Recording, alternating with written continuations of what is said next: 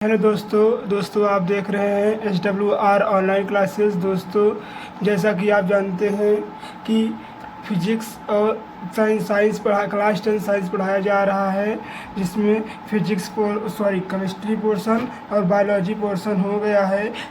Chapter first दोनों lesson हो गया है। आज हम देखेंगे फिजिक्स पोर्शन चैप्टर फर्स्ट, जो है प्रकाश का परावर्तन और अपवर्तन। आइए देखते हैं प्रकाश किसे कहते हैं। तो दोस्तों, इसके पहले जो चैनल को सब्सक्राइब न किया हो, प्लीज़ चैनल को सब्सक्राइब कर दें और बेल आइकन को दबाना ना भूलें और अपने दोस्तों तक शेयर ज़रूर करें। चलिए देखते हैं प्रकाश किसे कहते हैं। आइए देखते हैं प्रकाश किसे कहते हैं। प्रकाश एक प्रकार की ऊर्जा है। प्रकाश एक प्रकार की ऊर्जा है जिसकी सहायता से हम किसी भी वस्तु को देख सकते हैं, उसे हम प्रकाश कहते हैं। अर्थात प्रकाश किसे कहते हैं, आइए हम विस्तार समझते हैं। प्रकाश वह होता है जिसकी सहायता कोई भी वस्तु हमें दिखाई देती है, उसे ही हम प्रकाश कहते हैं। अगर प्रकाश न रहे तो हमें कोई भी वस्तु नहीं दिखाई देगी। प्रकाश की ही सहायता से हम एक वस्तु से दूसरी वस्तु को देख सकते हैं। आइए देखते हैं प्रकाश की चाल क्या होती है। तो दोस्तों, प्रकाश की चाल होती है 3 × 10⁸ मीटर प्रति सेकेंड प्रकाश की चाल होती है। आइए देखते हैं प्रकाश का तरंग दैर्घ्य क्या होती है। तो प्रकाश की तरंग दैर्घ्य 3900 एंगस्ट्रॉम से लेकर 7800 एंगस्ट्रॉम होती है, तथा कहीं इसकी वैल्यू 4000 एंगस्ट्रॉम से 8000 एंगस्ट्रॉम भी दी रहती है। 8000 एंगस्ट्रॉम भी दी रहती है। आइए हम नेक्स्ट टॉपिक देखते हैं, प्रकाश के स्रोत। आइए देखते हैं प्रकाश के स्रोत किसे कहते हैं। प्रकाश के स्रोत तो वे सभी वस्तुएं जिनसे प्रकाश उत्सर्जित होता है, अर्थात जिनसे प्रकाश निकलता है। ऐसी वस्तुएं जिनसे प्रकाश निकलता है या उत्सर्जित होता है, उसे ही हम प्रकाश के स्रोत कहते हैं। जैसे हम टार्च की सहायता से प्रकाश उत्सर्जित करते हैं, लालटेन की सहायता से प्रकाश उत्सर्जित करते हैं, या मोमबत्ती की सहायता से भी कह सकते हैं प्रकाश उत्सर्जित कहते हैं। या सूर्य सबसे बड़ा स्रोत प्रकाश का है। दुनिया में सबसे बड़ा स्रोत सूर्य ही प्रकाश का होता है। तो जैसे आप देखिए, जैसे हो गया सूर्य क्या है। सूर्य एक प्रकाश का स्रोत है जिसकी सहायता से हम कोई भी वस्तु प्रकाश उत्सर्जित होता है, उसे ही हम क्या बोलते हैं प्रकाश के स्रोत। आइए हम देखते हैं प्रकाश के प्रकार। प्रकाश कितने प्रकार के होते हैं। तो हम देखते हैं मेनली प्रकाश 3 प्रकार के होते हैं। कितने प्रकार के होते हैं दोस्तों, प्रकाश 3 प्रकार के होते हैं। पहला प्रदीप्त प्रकाश। आइए देखते हैं प्रदीप्त प्रकाश किसे कहते हैं। प्रदीप्त प्रकाश हम देखते हैं प्रदीप्त प्रकाश किसे कहते हैं। तो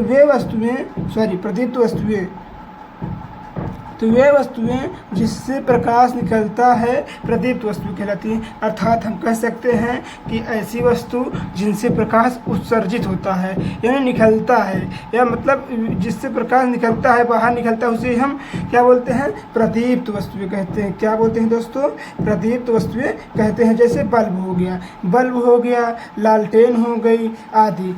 अभी आपको बता देना, सूर्य भी हो सकता है प्रकाश के स्रोत। आइए हम देखते हैं नेक्स्ट टॉपिक किसे बोलते हैं। आइए हम देखते हैं नेक्स्ट टॉपिक क्या है। नेक्स्ट टॉपिक प्रदीप्त अदीप्त वस्तुएं। हमने प्रदीप्त वस्तुएं पढ़ ली थी, अब हम पढ़ते हैं अदीप्त वस्तुएं। जिस वस्तुओं से प्रकाश नहीं निकलता है उसे हम अदीप्त वस्तुएं कहते हैं। जैसे कुर्सी हो गई, मेज हो गई, टेबल हो गया और बुक हो गई आदि वस्तुएं ऐसी हैं जिनसे हम प्रकाश नहीं निकाल सकते हैं, उसे ही हम क्या बोलते हैं अदीप्त वस्तुएं। आइए हम देखते हैं दोस्तों प्रकीर्णन किसे कहते हैं। आइए देखते हैं। तो ऐसी किरण जो अपने मार्ग से जा रही हो, परंतु रास्ते में कोई परमाणु आ जाए जिससे टकराने के पश्चात वह चारों दिशाओं में फैल जाता है, उसे ही हम प्रकीर्णन कहते हैं। मान लीजिए ये कोई किरण है जो आकाश में जा रही हो, परंतु उसके रास्ते में कोई कण आ गया जिससे वह टकराने के पश्चात वह चारों दिशाओं में फैल जाती है। इसे ही हम क्या बोलते हैं प्रकीर्णन बोलते हैं। दोस्तों, जैसे कि कि आप जानते हैं कि कोई मतलब जैसे लेज़र लाइट मारे तो सीधे जा रही, परंतु वह रास्ते में किसी ऑब्जेक्ट से टकरा जाती है तो चारों दिशाओं में फैल जाती है। जैसे कांच से टकराती है लाइट तो चारों दिशाओं में फैल जाती है, उसे ही हम क्या बोलते हैं, प्रकीर्णन बोलते हैं। आइए हम देखते हैं नेक्स्ट टॉपिक, प्रकाश की किरण। प्रकाश की किरण किसे कहते हैं? प्रकाश एक सरल रेखा में सीधे गमन करती है, उसे ही हम प्रकाश किरण कहते हैं। अगर प्रकाश को छेड़ा ना जाए अर्थात उसके रास्ते में कोई परमाणु ना आए तो प्रकाश एक सीधी रेखा में ही गमन करेगी, वह कभी मुड़ेगी नहीं। जब उसके माध्यम में कोई कण या कोई परमाणु आ जाएगा तभी वह अपने मार्ग से विचलित होगी, जिसे प्रकाश किरण कहते हैं, उसे ही प्रकाश की किरण कहते हैं। आइए हम देखते हैं नेक्स्ट टॉपिक। नेक्स्ट टॉपिक क्या है दोस्तों? किरण पुंज।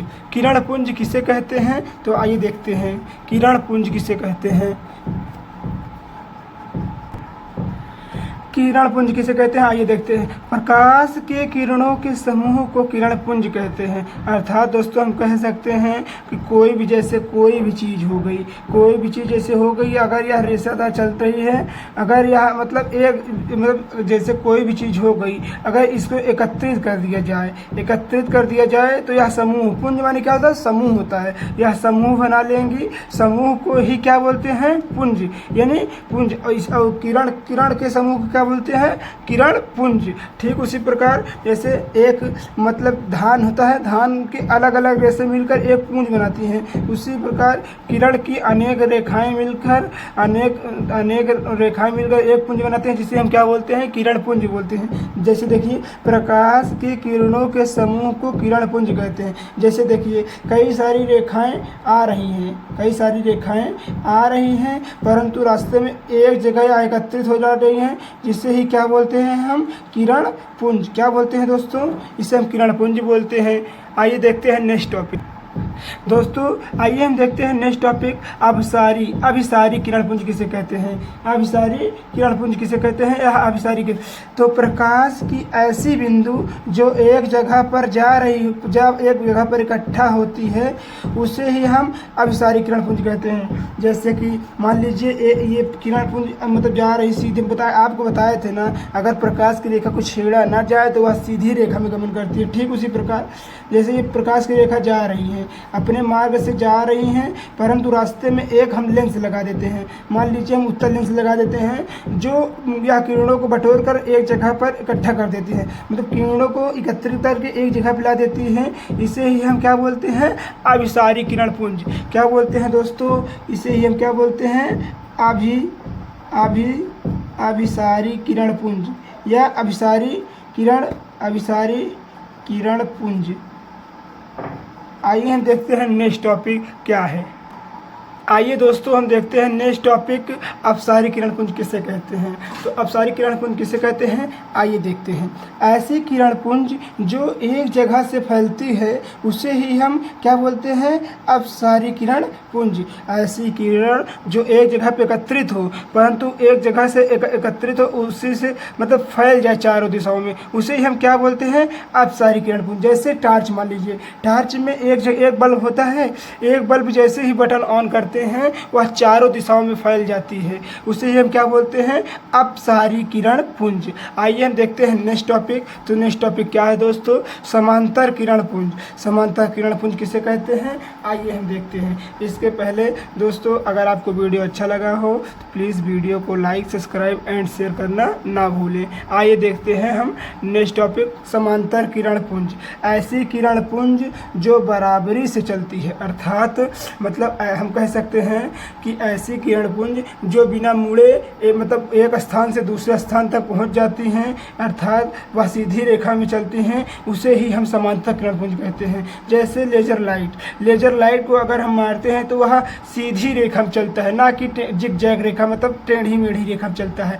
जैसे कि देखिए अभी हम आपको बताए थे प्रकाश एक मतलब ऐसी प्रकाश एक ऐसा प्रकार है वो है कि मतलब समान रेखा में गमन करता है। आइए देखते हैं प्रकाश। जैसे लेज़र लाइट को अगर हम मारेंगे तो सीधी रेखा में ही गमन करेगा, जिसे हम क्या बोलते हैं? समांतर किरण पुंज। दोस्तों आइए हम देखते हैं नेक्स्ट टॉपिक, पारभाषित पदार्थ या पारदर्शी पदार्थ किसे कहते हैं। दोस्तों जैसा कि आप जानते हैं हम आपका टाइम वेस्ट नहीं करना चाहते हैं, इसीलिए हम लिख कर रख लिए हैं जिससे आपको सही और करेक्ट आंसर मिल सके। दोस्तों इसीलिए हम पहले से लिख के रख लिए हैं कि आपको आसानी हो पढ़ाई करने में, जिससे आप आगे चल के अपने उज्जवल भविष्य में अच्छा परसेंट बना सकें। आइए हम देखते हैं पारदर्शी पदार्थ, ऐसा पदार्थ जिनसे होकर प्रकाश की किरणें आसानी से गुजर जाती हैं, उसे हम पारभाषित पदार्थ कहते हैं। मतलब कि ऐसा पदार्थ, ऐसी जैसे किरण रेखा है, अगर हम उसको लाइट मारेंगे तो अगर ये पानी है, मान लीजिए पानी की सतह है, पानी की सतह ये है, ये ऊपर से लाइट आ रही है, सूर्य की रोशनी आ रही है, तो ऐसी मतलब आसानी से पार हो जाएगी। मतलब कोई कह सकते हैं कि कोई इसमें रुकावट उत्पन्न न करे कोई वस्तु, तो उसे ही हम मतलब आसानी से पार हो जाती है। जैसे यहाँ पर सूर्य की प्रकाश किरण आई और आसानी से इस पर चली जाती है, उसे ही हम क्या बोलते हैं, पारदर्शी पदार्थ। जैसे साफ पानी हो गया, क्या हो गया दोस्तों, साफ पानी हो गया, कांच हो गया। कांच अगर हम साफ पानी में लाइट मारेंगे तो इस पार से उस पार, अर्थात जहाँ तक सतह रहेगी पानी की सतह तक प्रकाश जाएगा। ठीक उसी प्रकार जैसे कांच हो गया, कांच में अगर हम प्रकाश मारेंगे तो कांच के इस पार से उस पार दिखाई देगा। आइए हम देखते हैं नेक्स्ट टॉपिक क्या है दोस्तों। तो नेक्स्ट टॉपिक है अपारदर्शी पदार्थ। मतलब अपारदर्शी जिसके आसपास आर पार ना गुजर पाए। मतलब आइए देखते हैं, ऐसा पदार्थ या ऐसे पदार्थ जिनसे होकर प्रकाश की किरणें आसानी से गुजर नहीं सकती हैं। अर्थात हम कह सकते हैं कि यह मतलब जैसे दीवार, ऐसे मतलब कोई वस्तु मारा जाए उससे। आइए देखते हैं हम नेक्स्ट टॉपिक, अपारदर्शी पदार्थ किसे कहते हैं। तो आइए हम देखते हैं, तो ऐसे पदार्थ जिनसे होकर प्रकाश की किरणें आसानी से गुजर नहीं सकती हैं, उन्हें अपारदर्शी पदार्थ कहते हैं। जैसे दीवार हो गई, अगर दीवार, ये मान लीजिए दीवार है, क्या है दोस्तों, दीवार। अगर इसमें लाइट प्रकाश मारा जाए तो दोस्तों इसके दीवार के आसानी से आर पार नहीं दिखाई सकता। मतलब दीवार के इस पार आसानी से प्रकाश नहीं दिखाई पड़ेगा। उसी प्रकार जैसे लकड़ी हो गई, लकड़ी पर अगर ठोस लकड़ी पर प्रकाश मारा जाए तो लकड़ी के इस पार से उस पार प्रकाश नहीं जाएगा। उसी प्रकार जैसे हो गया टेबल हो गई, कुर्सी हो गई, किसी भी ठोस पदार्थ में अगर लाइट मारी जाए तो लाइट इस पार से उस पार आसानी से जाएगी ही नहीं। मतलब इसको या तो कठिनाइयाँ करनी पड़ेगी, या तो धुंधला दिखेगा, या तो दिखेगा ही नहीं। उसे ही क्या बोलते हैं, अपारदर्शी पदार्थ। आइए देखते हैं नेक्स्ट टॉपिक दोस्तों, पारभाषित पदार्थ किसे कहते हैं। तो आइए देखते हैं, ऐसा पदार्थ जिनसे किरणें पूर्ण रूप से बाहर नहीं निकल पाती हैं, उसे ही हम पारभाषित पदार्थ कहते हैं। आइए देखते हैं, जैसे तेल लगा हुआ कागज, या हम कह सकते हैं घिसा, या कह सकते हैं घिसा हुआ कांच। अगर तेल लगा हुआ कागज या घिसा हुआ कांच में हम लाइट मारेंगे, प्रकाश मारेंगे, तो प्रकाश इस पार से उस पार आसानी से नहीं जा पाएगा। अर्थात या तो धुंधलापन दिखाई देगा, या तो जाएगा ही नहीं। उसे ही हम क्या बोलते हैं, पारभाषित पदार्थ। आइए हम देखते हैं नेक्स्ट टॉपिक क्या है दोस्तों, परावर्तन किसे कहते हैं। किसी भी चीज़ का टकरा कर वापस उसी दिशा में वापस आने की क्रिया को परावर्तन कहते हैं। अर्थात किसी भी चीज़ का किसी भी वस्तु से टकरा कर वापस उसी दिशा में लौट जाना ही परावर्तन कहलाता है। जैसे दीवार से गेंद का टकराना, अगर दीवार में हम गेंद को मारेंगे तो गेंद पुनः दीवार से टकरा कर वही जगह चली जाएगी जिस जगह से वह आई होती है। आइए हम देखते हैं नेक्स्ट टॉपिक दोस्तों, प्रकाश का परावर्तन किसे कहते हैं। देखते हैं, जब प्रकाश की किरण जब किसी सतह से प्रकाश की किरण टकराकर वापस उसी दिशा में लौट जाती है तो वापस उसी दिशा में लौट जाती है जिस दिशा से वह आई होती है, उसे ही क्या बोलते हैं? प्रकाश का परावर्तन। हम कह सकते हैं दोस्तों कि प्रकाश जैसे आइए देखते हैं एग्जाम्पल के माध्यम से आपको बेहतरीन समझ में आएगा। जैसे मान लीजिए हम एक कांच लिए उसके एक सतह पर हम कलाई कर दिए तो क्या बन गया दोस्तों? ये दर्पण बन गया। क्या बन गया? दर्पण बन गया। हम एक किरण लेते हैं क्या लेते हैं? एक किरण, जिसको कहते हैं हम कह सकते हैं आपतित किरण। क्या कह सकते हैं? आपतित किरण। एक किरण ए लेते हैं और एक किरण ए लेते हैं। ए मतलब डालते हैं किस पे? दर्पण पे डालते हैं। जिस दर्पण पे डालते हैं, दर्पण पे जब डालेंगे तो यह अभिलंब से टकराएगी। अभिलंब से टकराने के प्रकार वापस उसी माध्यम में लौट जाती है जिस माध्यम से वह आई होती है, जिसे हम क्या बोलते हैं? परावर्तित किरण। आने वाली किरण को क्या बोलते हैं? आपतित किरण। और जाने वाली किरण क्या बोलते हैं? परावर्तित किरण। आने वाली किरण जो होती है वो जो कोण बनाएगा वो आपतन कोण बनाएगा, जिसे हम कोण आई से प्रदर्शित करेंगे, और जो जाने वाली किरण रहेगी उसे हम परावर्तन कोण बनाएगा, जिसे हम कोण आर से प्रदर्शित करते हैं। और जहाँ पर तीनों बिंदु मिलेंगी उसे ही हम क्या बोलते हैं दोस्तों?